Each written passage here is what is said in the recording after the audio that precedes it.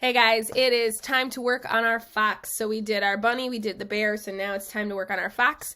And we kind of saved the easiest for last. It's got a little less steps, but then we get to add a little bit more texture to this guy. So we are going to start by, again, splitting our paper in quadrants. And this just helps you put things in the right spot, remember? Our paper is still portrait, up and down. And we're going to start with our shapes. So we're going to make more of like a football shape, and that football shape is going to pretty much go right on that center mark. So we're going to make a curve almost extending all the way to the right and the left sides of your paper. Okay, so that upward curve, I'm going to go back and make sure it's as symmetrical as I can. Okay.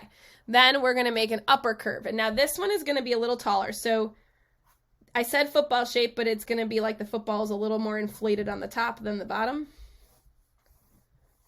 So taking up more space in those upper quadrants than in the bottom. So see how the bottom is a little skinnier from the center than it is from the top. Okay. All right. So now that we have the basic shape of our fox's head, we're going to go ahead and add the ears. And those ears are going to fall kind of again right in that like middle. They're going to point towards the corner of our paper. And these are rounded but sharp-tipped triangles, as I will say. So the sides are kind of plump, but then they come to a point. So same thing on the other side. I'm going to kind of measure.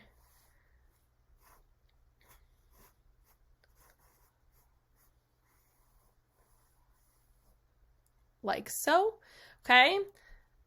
And then we're going to go ahead and put in the shoulders next. And I know we did this last for the couple others, but we're going to go add our details in a minute. All the way down, like so. All right, so now we're going to start adding our details in. So for our fox, we are going to make a triangle all the way at the bottom. Again, a little bit more rounded, not so sharp. Triangle at the very bottom of our head. I have it crossing into the body just a little bit. I'm going to shade it in so you can see it a little better. Then from here, we're going to make like the sides of the fox's face. So it's going to angle inward, okay, from just below the ear mark. So just below the ear, curved and angled in towards that triangle nose. Okay? All right. I'm going to go ahead and start erasing some of my quadrant lines just to get them out of the way so I'm not confused. Okay? All right. From here, I'm going to go ahead and place in the eyeballs, and they are going to go basically right on that middle line that I just kind of erased, but you can still see it, all right? And again, those like jelly bean ovals. Just trying to make them as identical as possible. Don't worry about any details with the eyes. We'll worry about that when we move on to our final version.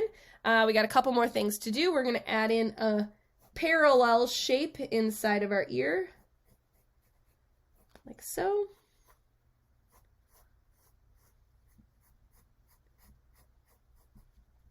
Okay, and then the last thing we're going to do is we're going to add some texture. So our fox needs some fur texture.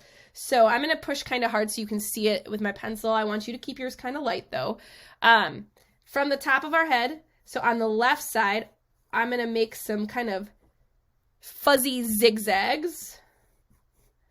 And then I'm going to stop though when I get to this kind of the line that goes down for the eyes.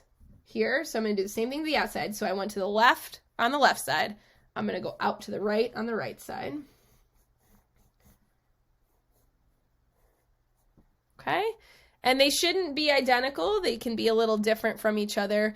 It doesn't have to be perfectly symmetrical. We just want them to look kind of fuzzy. And then on the sides here, we're going to do more upward texture. Okay, so we're going to kind of make it kind of pointy over there. And over on the other side. And then if you want to, you can add a little bit to the ears, so you can make them a little bit fuzzy too by just adding that. It almost looks like a Christmas tree tipped over. Okay, a little bit of that zigzag downward angle to the sides. And that just adds a little bit more to our fox to give him a little bit of texture, a little bit of fur, make him stand out a little bit different from our other animals. All right, guys, that's the fox. So now you have 3 different animals. We've got fox, we've got bear, and we've got bunny. You need to decide which one was your favorite or which one do you prefer, and that's the one we're going to do for our final drawing. So on the next step, make sure to pick the correct one so you know which one we're working on.